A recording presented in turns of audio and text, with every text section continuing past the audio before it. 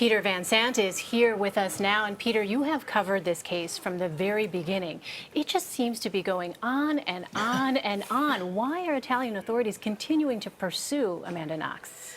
The Italian judicial system is unique in Europe, and it's never over. There are always appeals. It's like Prime Minister Berlusconi. Do you remember he was convicted of having sex with an underage girl? Well, that just got set aside last week, and he's thinking of re-entering politics.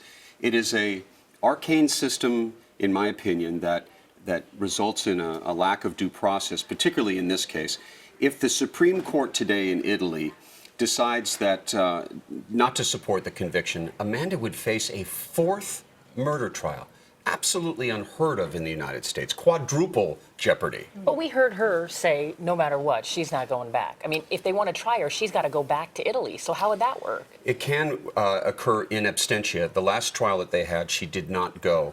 But the problem is, if they if the Supreme Court upholds this conviction, Italy will likely seek her extradition, and we have an extradition treaty with Italy. It's very difficult to say no to that. Secretary of State John Kerry could say no, that we feel her rights have been violated, but there is a fairly good chance, about 50-50, that we would send her back to Italy.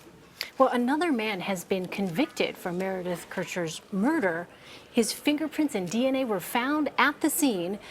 And since her trial was so full of what some people would call mistakes, and there is seemingly a lack of evidence against her, I mean, why is this case going on? Okay, let me give you a brief history, because this is going to sound like a screenwriter put this together.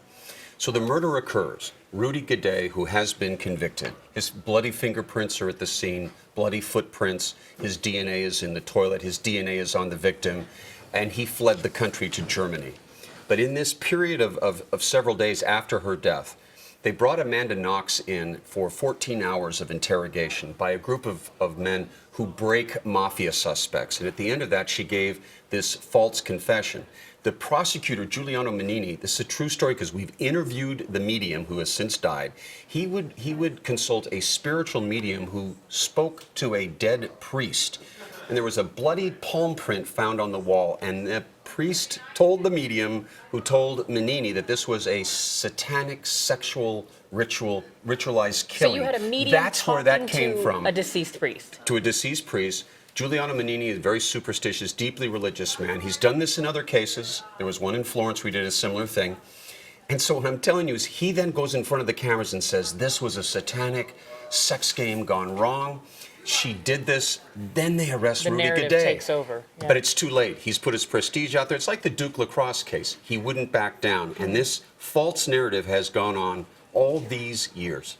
It's outrageous. It'll be fascinating to see what happens. Peter Van Sant, thank you so much for that.